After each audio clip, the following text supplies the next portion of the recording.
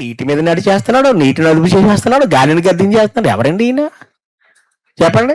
అదే అదే ఆయన దగ్గరికి గర్భఫలాలు లేవని వెళ్తా ఉంటే ఆ గర్భఫలాలు ఇస్తున్నారు కదా ఆయన. ఎంత చిన్నగా చూసామండి మనం. ఆయన ఎవరనుకుంటున్నారు? సృష్టికర్త. అర్థమైందా మీకు? ఆ సృష్టికర్త వీటన్నింటినీ కలుగు చేశాడు. చూద్దాం రండి, ఇంకా బైబిల్లో ఆధారాలు చూద్దామా? కొలసి పత్రిక 1వ అధ్యాయం వెళ్దాం. కొలసీలకు రాసిన పత్రిక 1వ అధ్యాయము, కొలసి పత్రిక 1వ అధ్యాయం వెళ్దాం. ఇంకా 16-17 వచనాలు చూద్దాం. కొలసి పత్రిక చదవండి. కొలసి పత్రిక 1వ అధ్యాయం 16-17 వచనాలు త్వరగా. ఏలయనగా ఆకాశమందున్నవి గాని భూమి ఎందున్నవి గాని. మీకు ఇంకా అర్థం కావాలంటే 15వ వచనం చదవండి. 15వ వచనం నుండి. ఆయన అదృశ్య దేవుని స్వరూపి అయి సర్వ సృష్టికి ఆది సంభూతుడు. ఎవరైనా ఆయన దేవుని స్వరూపం కలిగిన వాడు ఎవరైనా ఆయనే. చెప్పండి, యేసుక్రీస్తు ప్రభు. ఆయన సర్వ సృష్టికి ఏమన్నాడు? ఆది సంభూతుడు. ఆది సంభూతుడు అంటే అర్థం ఏంటి? బిగినర్ ఆయనే. ఒకసారి మాట్లాడలే పెడదాం. ఆయన కాదు, ఒకసారి యోహాను సువార్త 1వ అధ్యాయం 1-2 వచనాలు. యోహాను సువార్త 1వ అధ్యాయం 1-2-3 వచనాలు చదవండి. 1-2-3 వచనాలు త్వరగా చదవాలి. 1-2-3 వచనాలు. ఇక్కడికి మరలా వద్దాం. యోహాను సువార్త 1వ అధ్యాయం 1-2-3 వచనాలు. ఆది యందు వాక్యముండెను, వాక్యము దేవుని యొద్ద ఉండెను, వాక్యము దేవుడై ఉండెను. ఆయన ఆది యందు దేవుని యొద్ద ఉండెను, సమస్తమును ఆయన మూలముగా కలిగెను. ఎవరి మూలంగా? దేవుని యొద్ద ఉన్న వాక్య మూలంగా. పదాలు మీరు ఎడగొట్టండి, అక్కడ కలిపి చెడిపోయకండి. ఇప్పుడు మీకు చెప్తానేనండి. ఆది యందు బిగినింగ్ లో వాక్యం ఉందంట. ఉందా? ఇప్పుడు చూడండి, మీరు క్లారిటీగా వినండి. వాక్యం ఉందా? వాక్యం. ఈ వాక్యం ఎవరి దగ్గర ఉంది?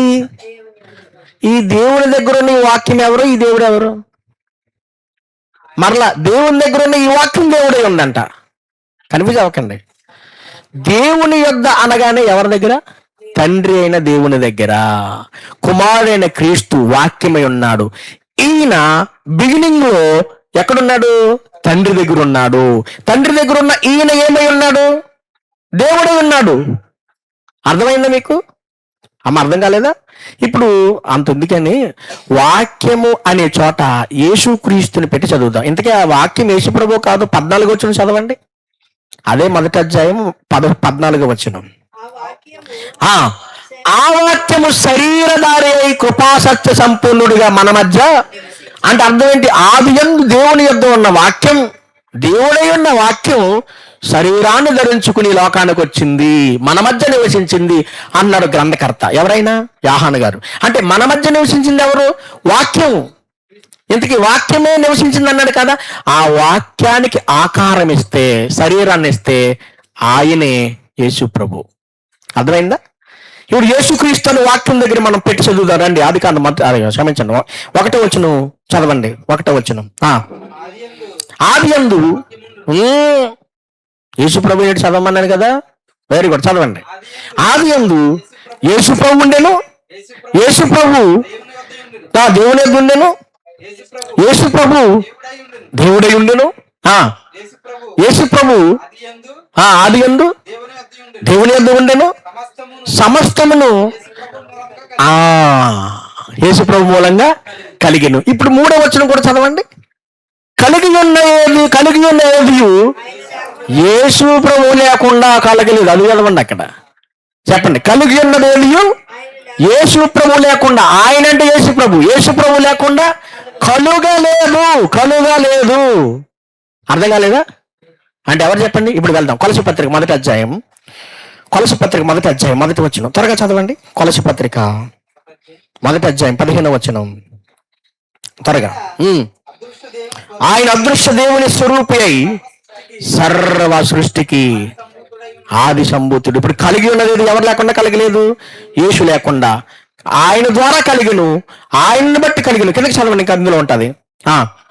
ఎలాగంటే ఆకాశమందున్నవి గాని భూమి అందున్నవి కనబడేవి కనబడనివి అవి సింహాసనములైనను ప్రభుత్వములైనను ప్రధానులైనను అధికారులైనను సర్వము ఆయన అంటే ఎవరు? యేసుక్రీస్తు యందు సృజించబడెను. యేసుక్రీస్తు యందు సృజించబడెను. ఇంకా సర్వమును యేసుక్రీస్తు ద్వారాను యేసుక్రీస్తును బట్టి సృజించబడెను. యేసుక్రీస్తు అన్నిటికంటే ముందుగా ఉన్నవాడు. యేసుక్రీస్తు సమస్తానికి ఆధారభూతుడు. అర్థమైంది మీకు? మధ్యలో వచ్చాడు, మరియమ్మ కడుపును పుట్టాడు అనుకుంటున్నారా మీరు? అర్థం కాలేదా? మరియమ్మ కడుపును పుడితే మనిషి కుమారుడు అనిపించుకున్నాడు కానీ ప్రకృతిని అదుపు చేసేస్తున్నాడు ఈయన. అర్థం కాలేదా?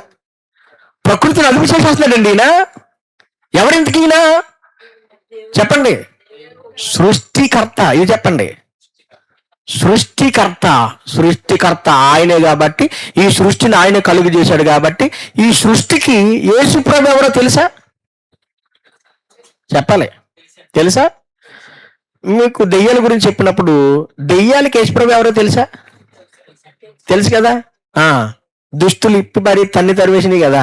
ఆ సందర్భంలో ఏమంటాయి దెయ్యాలు? అంటాయి మాకు పౌలు తెలుసు, యేసు ప్రభు తెలుసు, ఎవరో మీరు అంటారు కదా. అంటే దెయ్యాలకి మనం ఎవరో తెలుసు, దెయ్యాలకి యేసు ప్రభు ఎవరో తెలుసు. Very good. ఇప్పుడు ఈ ప్రకృతికి యేసు ప్రభు ఎవరో తెలుసా? నీకు నాకు తెలియదు. అదే నీకు నాకు తెలియదు. ఎవరికి తెలుసు? ప్రకృతికి తెలుసండి. మీకు ఏ విషయం చెప్పనా? యేసు ప్రభు పుట్టినప్పుడు ప్రకృతి పరవశించిపోయిందంట. తెలుసా? యేసు ప్రభు ఆ ప్రాంతాలు, యెరూషలేము ప్రాంతాలు నడుస్తున్నప్పుడు ప్రకృతి ఆనందించిందంట. తెలుసా మీకు? మరో మాట చెప్పనా? ఆయన చనిపోతే ప్రకృతి బాధపడ్డది. పర్లేదా? ఏమైంది? ఆయన ప్రాణం విడవగానే భూకంపము కలిగెను, గొప్ప భూకంపము కలిగెను, బండలు బద్దలాయెను. అంటే అర్థం ఏంటి? తట్టుకోలేకపోయింది భూమి. మీకు అర్థమైందా? ఇప్పుడు చెప్పండి, యేసుప్రభుని ఎలా చూస్తుంది ఈ ప్రకృతి? నన్ను కలుగు చేసిన సృష్టికర్త అని. అందుకనే ఆ సృష్టికర్త గద్దించాడు. గద్దించడం అంటే అధికారంతో గద్దించగానే వెంటనే మిక్కిలి నిమ్మలమాయనంటే అర్థం. మీకు బాగా అర్థం కావాలంటే మీ ఇంట్లో పెంచుకున్న కుక్కలు ఉన్నాయి అనుకోండి, దానికి ఒక ముద్ద వేస్తున్నారు అనుకోండి, అది కొంచెం మొరుగుతుంది అనుకోండి, ఎవరి మాట వింటదా? వింటదండి? మీ ఇంట్లో కుక్క ఎవరి మాట వింటదా? పెంపుడు కుక్క వింటదా? మీరు మాత్రం పెంచుకున్న వాళ్ళు ఉంటారు కదా, చెప్పండి అమ్మా, యజమానులు ఉంటారు కదా. యజమాని ఏమంటారు? ఎవరా అంటారు. అంతే. వెంటనే తోకలా ఊపుకుని అలా కూర్చుంటది కదండి. నిజం చెప్పండి. అదేంటి తోక జాడించి మరి మెక్కిలి నిమ్మలమంటే అర్థం ఏంటంటే నాకేం తెలియదు కూర్చుంటానే అన్నట్టు కూర్చుంటా. చూడండి, అది సైలెంట్గా ఇది అంటది కదా, సైలెంట్ సౌండ్ చేస్తుంది కదా, బాగోదు మళ్ళీ సౌండ్ చేస్తే. అర్థం కాలేదా? అంటే ఎంత భయపడుతుంది కుక్క యజమానికి, ఎంత భయపడుతుంది. ఇది మీకు అర్థమైతే సృష్టి యేసు ప్రభు మాటకి ఏమైంది? మిక్కిలి నిమ్మలమంటే అర్థం సైలెంట్ అన్నాడు. అంతే, ఒకేసారి సైలెంట్ అయిపోయింది. నేను అంటాను, అంత పెద్ద తుఫాను సెకండ్లో ఆపటం మనిషి తరమా? చెప్పండి. దోమల పైన యుద్ధం అనుకుంటున్నారు ఏంటి? అర్థం కాలేదా? ప్రకృతి పైనే మనిషి గెలవాలనుకుంటున్నాడు, గెలవలేడు. ఎందుకండి మనలో మన మాట. వర్షాకాలంలో వర్షాలు లేవు, చెప్పాలి. వర్షాకాలంలో ఏమి లేవు. మరి ఏం చేస్తాయి ప్రభుత్వాలు? అమ్మా ఏం చేయాలి? అంత సీన్ లేదు. సూపర్ నేను ఉన్నది అక్కడ. మేఘాలు వస్తుంటే మేఘాలన్నీ చెదిరిపోతున్నాయి అంట. నేను అంటాను, చెదిరిపోని మేఘాలను కలపండి, మీ వల్ల కాదు. ఇప్పుడు వర్షం కురిపించమనండి. మొన్న అంటున్నాడు ఒక ఆయన, అధికారులు, సీఎం అంటున్నాడు, నా పరిపాలనలో వర్షాలు వస్తాయి అనుకున్నాను, రాలేదన్నాడు ఆయన. చూస్తున్నాడంట, రాదు, నువ్వు కురిపించలేవు. ఎవరు కురిపించాలి చెప్పండి అమ్మా? నేను అంటాను, ఎలాగైనా సరే వర్షాలు కురిపించేద్దామని ప్రధానమంత్రులు అందరూ చోట కూర్చొని ఏదైనా చేసేద్దాం అనుకున్నారు అనుకోండి, ఏమంటది ప్రకృతి? మీరు ఎన్ని ప్లాన్లు వేసినా మీ మాట వినవరా? వింటదా? ఎందో ఎవరి మాట చెప్పండి? సృష్టి సృష్టికర్త మాట వింటాది. అందుకని యేసు ప్రభు గద్దించగానే ఎందుకు లోబడింది? ఆయన ఎవరో వాటికి తెలుసు. చెప్పండి, ఎవరు ఆయన? వాటిని సృష్టించిన సృష్టికర్త. దేవునికి స్తోత్రం కలుగును గాక. ఇక మనం చూద్దాం, ఆయన సృష్టికర్త కదా, ఇంకా సృష్టి మీద ఆయనకున్న అధికారం ఏంటో మరికొన్ని మాటలు చూద్దాం. ఒక మాట, యేసు ప్రభు నీటి మీద నడిచాడా? యేసు ప్రభు నీటి మీద నడిచాడా? నడిచాడు. మీరు నడండి. 2 అడుగులు వేసినాడు, మునిగిపోయాడు. ఎవరు? నేను అంటాను, మనిషికి నిజంగా ఈ ప్రకృతిలో కొన్ని అసాధ్యమైనవి ఉన్నాయండి, లేవా? కానీ దేవునికి మాత్రం అన్ని సాధ్యమే కదా. నువ్వు నది తవ్వాలంటే నీ జీవితం సరిపోదు. దేవుడికి నది తవ్వాలంటే ఎంత అడ్డా తీసేతాడు ఆయన. అందుకని అడ్డొచ్చిన నదిని ఏం చేశాడు? 2 పాయలు చేశాడు. నదిని, యార్దాన్ నదిని. అడ్డొచ్చిన సముద్రాన్ని ఏం చేశాడు? ఆయన కాప్టర్లండి. ఎందుకంటే ఎక్కడ ఏది ఉండాలో ఎవరు కలిగి చేశారు? మీకు అర్థమైందా? ఇప్పుడు యేసుప్రభుని ఎలా చూస్తుంది ఈ లోకం? అద్భుతాలంటే ఇవి చూడండి, ఇవి కూడా చూడండి, అవే చూడకండి. రోగాలు తగ్గించడం, జ్వరం పోవటం, ఇవే కాదు. మీకు విషయం చెప్పనా, ఆ పెద్ద అద్భుతాలు నువ్వు చూస్తే ఈ చిన్న అద్భుతాలు నీకు ఎలా ఉంటాయంటే, ప్రభా నువ్వు తగ్గిస్తా ప్రభా, ఇంత మహాసృష్టిని కలుగు చేసిన వాడువు, నాకు వచ్చే చిన్న జ్వరాన్ని తగ్గించలేవా అని ఉంటామండి. లేకపోతే నాకు జ్వరం తగ్గించలేదు ప్రభా, నువ్వు ఉన్నావు అసలేని ఉంటే నన్ను ఎలా నన్ను వదిలేతావా? ఏడుపులే కదండి ఆయన మీద పడి. నేను అంటాను, నేను బైబిల్ తెలిసిన వాడికి చెప్తున్నాను, ఒక సేవకుడిగా, చిన్న వాటికి అస్సలు ప్రభు దగ్గర పెట్టను. అర్థం కాలేదా? కానీ ఆ చిన్న సమస్యల్లో ప్రభువుని పెద్దగా చూడు, అప్పుడు నీకు అర్థమవుతాడు, వాటినే చేయగలిగిన వాడు వీటిని చేయలేడా? అర్థమైందా? చేయగలడు ఆయన. Very good. ఇంకేం చేశాడు? ఒక సందర్భంలో, సమయం లేదు కాబట్టి ఈ సందర్భాలు చెప్పేస్తాను. ఒకనొక సందర్భంలో, యావయ్యా ఏంటి మరి తేరగా తిరిగేస్తున్నా మా ప్రాంతాలన్నింటినీ, మరి పన్ను కట్టవా అన్నారా? Okay, rule is rule for all, అంతేనా? కాబట్టి పన్ను నేను ఉన్నందుకు కట్టేస్తాను, ఎంత కట్టాలన్నాడు. సికేలు ఉంటుంది కదా, ఆ లెక్కలో సికేలు అంటే డబ్బులు. ఓకే అనగానే, ఓ పేతురిలారా అన్నాడు. ప్రభా, ఎస్ ప్రభా అన్నాడు. నువ్వు వెళ్ళి ఫస్ట్ వలై లేదా గేలమై, ఫస్ట్ కూడా ఒక చేప వస్తుంది, దాని నోట్లో ఒక బంగారపు సికేలు ఉంటుంది, అది తీసుకొచ్చి నీకు నాకు పన్ను కట్టే అన్నాడు. అబ్బా, ఇది మీరు అనండి. లంకిడి బిందులు ఉన్నాయి అన్ని లంకంతో తిరుగుతున్నారు, కానీ ఎంత తవ్వునా అక్కడ బిందులు లేవు. అర్థం కాలేదా? ఎక్కడున్నాయి మనకే తెలీదు. అసలు చేప నోట్లో ఆ బంగారపు సికేలు ఉన్నదన్న విషయం యేసుప్రభుకి ఎలా తెలుసు? చెప్పండి. అది ఎప్పుడు మింగిందో నేనుకి ఎలా తెలుసు? మీకు ఇంకా ఆశ్చర్యం, తర్వాత చెప్తాలే మీకు. అది చనిపోకుండా అది మింగిందాన్ని ప్రభు ఎప్పుడు అడుగుతాడా యుద్ధమని చూస్తుందంట. అర్థం కాలేదా? ఎందుకని? ప్రభు ఆజ్ఞ ఇవ్వగా అవి పుట్టాయి, ఆయన ఆజ్ఞ నెరవేరుస్తాయి. 148 కీర్తనలు ఉంటుంది, మీరు తర్వాత చదవండి. ఆయన ఆజ్ఞలు నెరవేరుస్తాయి. మీకు అర్థమైందా? అలాగే శిష్యులతో పాటు అట్లా వెళ్తున్నప్పుడు 3 సంవత్సరాల నుంచి చూసాడంట చెట్టుని. ఏ చెట్టు అది? కనెక్ట్ అయిపోండి. అంజూరపు చెట్టుని చూడగానే ఆకులు తప్ప ఏమి లేవంట, పళ్ళు లేవంట. లేకపోతే ఏం చేశాడు ప్రభు? శపించాడు. శపించగానే ఏమైంది? వెంటనే ఆ చెట్టు ఏమైంది చెప్పండి? మాడిపోయిందంట. అర్థం కాలేదా? ఏమైపోయింది? మాడిపోయింది. చూద్దాం రండి, ఆ సందర్భం చూద్దారండి. మత్తయి సువార్త 21వ అధ్యాయం 18వ వచనం. ఈ సందర్భం ఖచ్చితంగా చూడాలి. మత్తయి సువార్త 21:18 త్వరగా. 21:18 మత్తయి గారు రాసిన సువార్త 21:18. వెరీ గుడ్, చదవండి. 10 మంది పట్టణములకు మరలా వెలుచుండగా ఆయన ఆకలి కొనెను. అప్పుడు త్రోపక్కన ఉన్న ఒక అంజూరపు చెట్టును చూచి దాని ఎందుకు రాగా దాని ఎందు ఆకులు తప్ప మరేమీ కనబడలేదు గనుక దానిని చూచి ఇక మీదట ఎన్నటికీ నువ్వు కాపు కాయకుందువు గాక అని చెప్పాను. తక్షణమే ఆ అంజూరపు చెట్టు ఎండిపోయాను. శిష్యులు అది చూసి ఆశ్చర్యపడి అంజూరపు చెట్టు ఎంత త్వరగా ఎండిపోయాను అని చెప్పుకొనిరి. అబ్బా, ఇటు తక్షణమే, వెంటనేనా? మనం ఏం చేస్తాం తెలుసా? చేతబడి చేసేసి ఉంటాడు ప్రభు. అంతే కదమ్మా, చెట్ల మీద కూడా చేతబడి చేస్తారా? మా ఊర్లో అనుకుని వరిచి, మరి అప్పట్లో మరి ఇప్పుడున్నా లేవో తెలియదు. ఎండిపోతల చెట్టును చూసి దీనికి ఎవడో చేతబడి చేసేసాడు రా. చెట్టుకి ఎవడు చేస్తారు చేతబడి? పోయే కాలం కాకపోతే ఇంకా మూఢనమ్మకాలు ఉన్నారా? చచ్చిపోయిందంటే అక్కడ ఏదో సరిగ్గా సరైన బేస్మెంట్ లేదు దానికి. నువ్వు నీళ్ళట్లేదో సంథింగ్ చేయలేదో చచ్చిపోయింది అది, అంతేనా? దానికి రీజన్ ఏంటంటే మీరు మొక్కలు పని చేస్తారు కదమ్మా, మొక్కలు ఎప్పుడు చచ్చిపోతాయి? చేతపడి చేస్తేనా? మీ మొక్కలు అదే మధ్యలో అంటారు, దీన్ని ఏమంటారు ఇట్లని? అదే మీ తోటలో ఇదేంటి నర్సరీలో ఎప్పుడు చచ్చిపోతాయి కదా? ఎంత నీరు పెట్టినా చచ్చిపోయినాయి అనుకోండి, చేతపడి చేశారు అనుకుంటారా? నిజంగా ఇలా అనుకుంటారు కదండి. ఎంత ఎంత అమాయకులం అంటే మనం.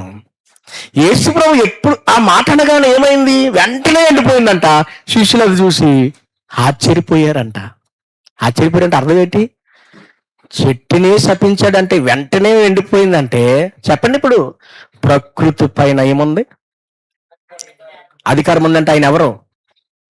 క్రియేటర్ అనగా సృష్టికర్త. అర్థమైందా? Very good. మరొకటి, ఆయన మొట్టమొదటిగా శిష్యులతో కలుసుకున్న సందర్భంలో రాత్రి అంతా శ్రమ పడినా లేదు ప్రభు జయము, తారులు వెతకినను. Very good. ఆ సందర్భం తెలుసా మీకు? యేసు ప్రభు ఉదయాన్నే వచ్చి అన్నాడు, పిల్లలారా మీ వల కుడి వైపున వేయండి అన్నాడు. వాళ్ళు అన్నారు రాత్రి అంతా ఏటేసో ఒకటి దొరకలేదు అన్నాడు. ఆయనను నీ మాట చెప్పున వల వేస్తామన్నారు. వేయగానే ఏమైంది? వాళ్ళు వలల పిలిగిపోయినాయి అంట. పక్కన వాళ్ళు అన్నారంట, రండి రా బాబు రండి రండి. అర్థం కాలేదా? నేను అంటాను, ఆశ్చర్యపోయే చేపలు ఆయన మాట వల్ల పడ్డాయి అంటే అర్థం చెప్పనా? ఇప్పుడు చేపలకి ఏం చేశాడు ఆయన? మా వాళ్ళు వలేస్తున్నారు, దాంట్లోకి వచ్చేయండి. అర్థం కాలేదా? అలా చేస్తారా? చేయడు ఆయన. అసలు చేప అక్కడ మొట్టమొదటి చేప పడిన తర్వాత దాంట్లో సెకీలు ఉంటుందని చెప్పాడంటే ఎవరండి ఆయన? అర్థం కాలేదా? ఇప్పుడు వల వేస్తే చేపలన్నీ వలలోకి వచ్చేసినాయి అంటే ఎవరు ఆజ్ఞించాడు? మీకు అర్థం కాలేదు కదా? చూడండి 148 రండి ఒకసారి. 148వ కీర్తన. ఆ మాట చూడండి ఎంత ఆశ్చర్యంగా ఉంటుందంటే, 148వ కీర్తన. నేను ఇప్పుడు కూడా ఒక్కొక్కసారి కీర్తన చదువుతూ దేవుని స్తుతిస్తూ ఉంటానండి. చాలా నాకు అద్భుతమైన కీర్తన ఇది. 148వ కీర్తన. 148వ కీర్తన చూద్దాం. 5వ చరణం నుంచి చదవండి. 5వ చరణం. 5. యెహోవా ఆజ్ఞగా అవి పుట్టెను, అవి యెహోవా నామములు స్తుతించును గాక. ఏంటవి? ఏమనుకుంటున్నారు? ప్రకృతి గురించి మాట్లాడుతాడు ఆయన. 2వ చరణం. ఆయన దూతలారా మీరందరూ ఆయన స్తుతించండి, సైన్యములారా మీరందరూ స్తుతించండి, సూర్యచంద్ర నక్షత్రములారా అందరూ స్తుతించండి, పరమాకాశములారా అన్నాడు కదా. ఏంటి? సృష్టి. Very good. చదవండి. యెహోవా ఆజ్ఞగా పుట్టెను, యెహోవా నామము స్తుతించును గాక. 6వ చరణం. ఆయన వాటిని నిత్యస్థాయిగా స్థిరపరచున్నాడు, ఆయన వాటి కట్టడలు నియమించును, ఏది దాన్ని అతిక్రమింపదు. భూమి మీద మకరములారా అగాధ జలములారా యెహోవాను స్తుతించండి, అగ్ని వడగన్లారా హిమమ ఆవిరి ఆయన ఆజ్ఞను నెరవేర్చు తుఫాను. అంటే అర్థం ఏంటి? ఆయన ఆజ్ఞ ఇవ్వగానే అన్ని జరిగిపోతాయి. ఏమవుతాయి? ఆజ్ఞ ఇవ్వగానే ఏమవుతాయి? అన్ని జరిగిపోతాయి. ఇప్పుడు వలలో ఒక చేపలు వచ్చినాయా? ఒక మాట చెప్తాను మీకు. ఎక్కడ వేస్తే వాళ్ళ చేపలు పడతాయో వాళ్ళకి తెలియదా? వాళ్ళ ఎక్స్పీరియన్స్ లో నీరసించిపోయి ఏమీ చేయలేక చేతులెత్తి వచ్చేసారు. ఇంక నీరసం గారు ఇంక లేదు అని వచ్చేసారు. ప్రభు వారు అన్నారు, ఈయన చేపలు పట్టుబడేటి. అర్థం కాలేదా? కుడివైపుని కానీ చెప్పండి కదా. అది మొదటిసారి. రెండోసారి ఎప్పుడు తెలుసా? ఆయన చనిపోయాడు, సమాధి చేయబడ్డాడు, వీళ్ళందరూ అనుకున్నారు అయిపోయింది, ఇంకా కథ కంచికి మనం ఇంటికి. అర్థం కాలేదా? బ్రతుకున్నంత వరకు ఆయన ఉన్నాడు, ఇప్పుడు లేడు కదా. ఆయన చంపేశారు, సిలువ వేసేసారు, సమాధి చేసేసారు. కాబట్టి ఎవరి దగ్గర ఆడు చూసుకున్నారా? పేతురు అన్నాడట, అందరూ మరి ఏం చేద్దాం, యాహాన్ ఏం చేద్దాం అన్నారంట. మళ్ళీ నేను అందులో వాళ్ళ భుజం మీద చేసుకుని వెళ్ళిపోతాను, మీరు కూడా వస్తారంటే, సరే ఇంక చేసేదేముంది మేము కూడా వస్తామన్నారంట. అప్పుడు ప్రభు ఏం చేశాడు తెలుసా? పునరుద్ధానం తర్వాత ఏం చేశాడు? వాళ్ళ చేపలు పట్టుకొని చుండగా ఆయన ప్రత్యక్షమయ్యాడంట. చూద్దాం ఒకసారి. యోహాను సువార్త 21వ అధ్యాయం. యోహాను సువార్త 21వ అధ్యాయం మొదటి నుంచి చూడండి త్వరగా. యోహాను సువార్త 21:1 త్వరగా చదవాలి. అటు తర్వాత యోహాను సువార్త 1:21. యేసు తిబేరియా సముద్ర తీరమైన శిష్యులకు మరలా తను ప్రత్యేకపరుచుకునేను. ఆయన తను ప్రత్యేకపరుచుకునే విధమేమనగా సీమోను పేతురును, దిదుమా అనబడిన తోమాయు, గలిలయలోని కానా అను వారి ఊరి వారైన నతనయేలును, జబదేయి కుమారులను ఆయన శిష్యులను మరి ఇద్దరు కూడి ఉండి కూడి ఉండిరి. సీమోను పేతురు, నేను చేపలు పట్టబోదును అని వారితో అనగా, వారు మేమును నీతో కూడా వచ్చేదమని వారు వెళ్ళి దోణి ఎక్కిరి గాని ఆ రాత్రి ఏమి పట్టలేదు. సూర్యోదయం వచ్చుండగా యేసు దరిని నిలిచెను. అయితే ఆయన యేసు అనే శిష్యులు గుర్తుపట్టలేదు. యేసు, పిల్లలారా, భోజనం మీ వద్ద ఏమైనా ఉన్నదా అని వారిని అడిగిను. లేదని వారు ఆయనతో చెప్పారు. రాత్రి చేపలు పడలేదు కదా మరి. అప్పుడు ఆయన, ధోని కుడి పక్కన వల వేయండి, మీకు దొరికినని చెప్పాను గనుక వారు అలాగే వేయగా చేపలు విస్తారముగా పడి ఉందిన వల లాగలేకపోయారు. ఇది రెండోసారి. అప్పుడు పేతురు అంటాడు యోహాను గారితో, ఆయన ప్రభు సుమి. చదవండి మాట 7వ వచనం. కాబట్టి యేసు ప్రేమించిన శిష్యుడు యోహానుగా చెప్తున్నాడు పేతురుతోటి, ఆయన ప్రభు సుమి అని పేతురుతో చెప్పాను. చెప్పండి. ఇక్కడ కూడా రెండోసారి ఏం చేశాడు? పిల్లలారా, కుడివైపున వేయండి అనగానే ఏమైంది? వల వేయగానే చేపలు పడిపోయినాయి. వల వేయగానే చేపలు పడిపోయినాయి మాట చెప్తే ఎలా జరిగింది? అధికారం ఉంది. అవునా? మన అధికారులు కూడా అంటారు, నువ్వు వెళ్తే పని అయిపోద్ది, నేను రావక్కర్లేదు, ఫోన్ కొడితే పని అయిపోద్ది. అబ్బా, ఫోన్ కొడితే పని అయిపోద్దా? నువ్వు ముప్పు తిప్పలు పడ్డావు, పిల్లి మొగ్గలు వేసావు, నీ వల్ల అవ్వలేదు, ఎమ్మెల్యే గారు ఫోన్ చేస్తే పని అయిపోయింది. అధికారం ఏంటి? అర్థం కాలేదా? అంటే దీన్ని బట్టి మనకి ఏం అర్థం కావాలి? చెప్పాలి. చేపల వల్లకి వచ్చేసే అధికారం ఎవరికి ఉంది? యేసు ప్రభుకి. అంటే ప్రకృతి పైన ఆయనకి ఎంత అధికారం ఉందో మనకు అర్థమవుతుందా? అంటే దీన్ని బట్టి ఇంకా ఏమర్థం అవ్వాలి?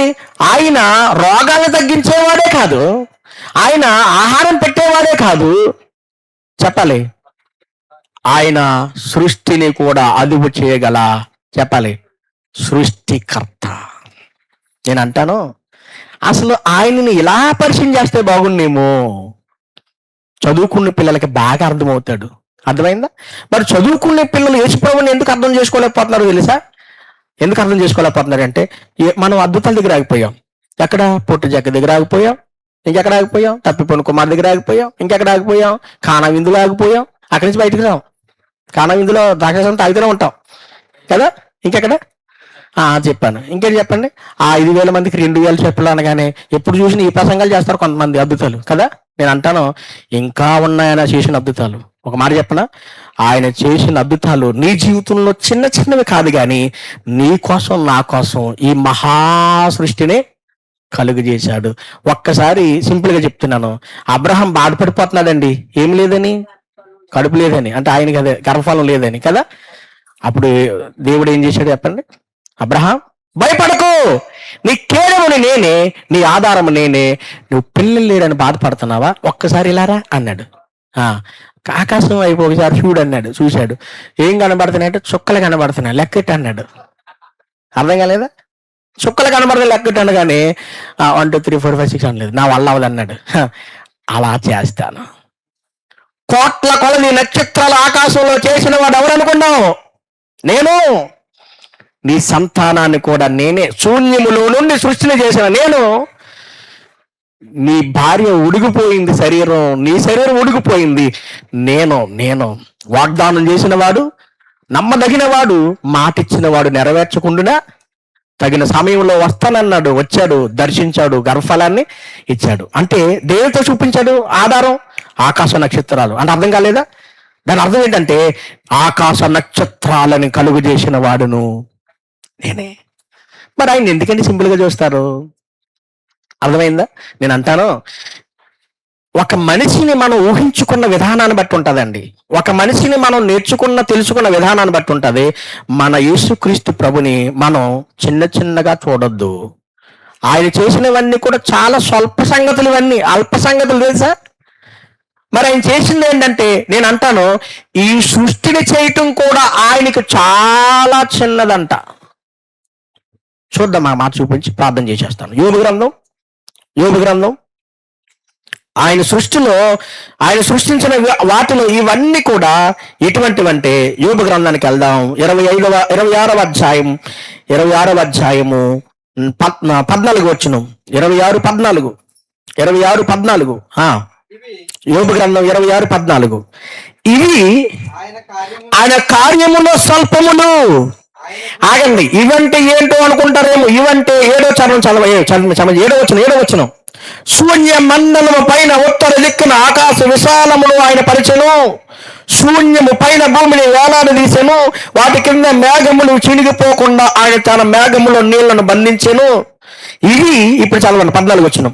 ఇవి ఆయన కార్యముల్లో స్వల్పములు అంటే అర్థం ఏంటి? అసలు చెప్పాలంటే ఈ మహాసృష్టిని చేస్తుంటే మీకు చూస్తేనే భయంకరంగా ఉంటే ఇవన్నీ అంటే ఏంటి ఆయన దృష్టిలో? స్వల్పములు. ఇంకా చెప్పాడు, ఏం చెప్పాడు? ఆయన గూర్చి మనకు వినబడుచున్నది మిక్కిలి మెల్లనైన గుసగుస శబ్దం బాడిదే. అంటే ఇంకెంత సృష్టిని ఇంకెంత చేయగలడు ఆయన? చెప్పండి. ఆయన యేసుక్రీస్తు అని రక్షకుడని నమ్మడానికి ఇవి రాయించాడు. లేదంటే భూలోకంలో ఆయన గురించి రాయటానికి, అలా రాయటానికి పుస్తకాలైనను గ్రంథములైనను సరిపోవని చేతులు ఎత్తేసాడు యోహాను గారు. అర్థమైందండి? ఇప్పుడు చెప్పండి, యేసుప్రభువు ఎవరెంతకి? సృష్టికర్త. గుర్తుపెట్టుకోండి, సృష్టిని అదుపు చేయగలుగుతున్నాడు కానీ మనిషిని మాత్రం అదుపు చేయలేకపోతున్నాడండి. ఎవరు? ఇదేంటో విచిత్రం కదా. ఇప్పుడు నిజంగా మనిషి మీద కనుక దేవుడు సీరియస్ అయ్యాడు అనుకోండి, ఏమైపోతాం కదా? చచ్చిపోతాం కదా. కానీ మన జోలికి రాడు ఆయన. ఎందుకు రాడు చెప్పండి? మనకంటూ ఆయన స్వరూపం ఇచ్చాడు, మనకంటూ స్వేచ్ఛనిచ్చాడు. ఆయన ఏం చేస్తాడు తెలుసా? సముద్రాన్ని గద్దించి దేవుడు నీ దగ్గరకు వచ్చి ఇలా అన్నాడంట, రే డోర్ తీయరా. డోర్ అని నేను చెప్పండి, చోటెవరా నేను వస్తాను అన్నాడంట. అంత గద్దించిన దేవుడు నీ దగ్గరకు వస్తే ఎందుకు సైలెంట్ అయ్యాడు తెలుసా? నీ హృదయంలో నువ్వు చోటెట్టేనే వస్తాడు, నువ్వు లోబడితేనే వస్తాడు, లేకపోతే రాడు. అర్థమైందా? ఇంకా మరిన్ని విషయాలు దేవుని చిత్తమైతే మనం తెలుసుకుందాం. God bless you. దేవుడు ఈ మాటలు మన వినికిల్లో ఫలింప చేయబడును గాక. దయగలిగిన తండ్రి, కృప కలిగిన దేవ, పరిశుద్ధ స్తోత్రాలు. నీవే సర్వాధికారి అయి ఉన్నావని, నీవే సర్వమును సృష్టించావని మా ప్రభువైన యేసుక్రీస్తు వారి మీరే వీటన్నిటి చేశారని ఇంతవరకు నా ప్రభు లోకానికి తెలియలేదు నాయన. ఇంకా ఆయనను చిన్నగానే చూస్తుంది. ఆయనను గూర్చిన పరిచయం ఈ లోకంలో ప్రభా తక్కువ వాడిగానే కనపరచాలి.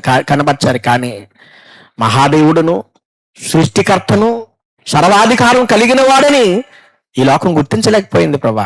ఇవన్నీ నీ గ్రంథంలోనే రాయించావు నాయన. ఈ దినమందు ఆ భాగ్యాన్ని మాకిచ్చి సృష్టి పైన అధికారం కలిగిన వాడవని, గద్దించడానికి నీవే సృష్టికర్తవని, మిక్కిలి నిమ్మలమై కుక్క పిల్లల వలె ఈ ప్రకృతి లోబడిందని మేము విన్నాం. మేము కూడా ప్రభా నీకు లోబడాలని, నీకు విధేయత కలిగి బ్రతకాలని నేర్చుకున్నాం.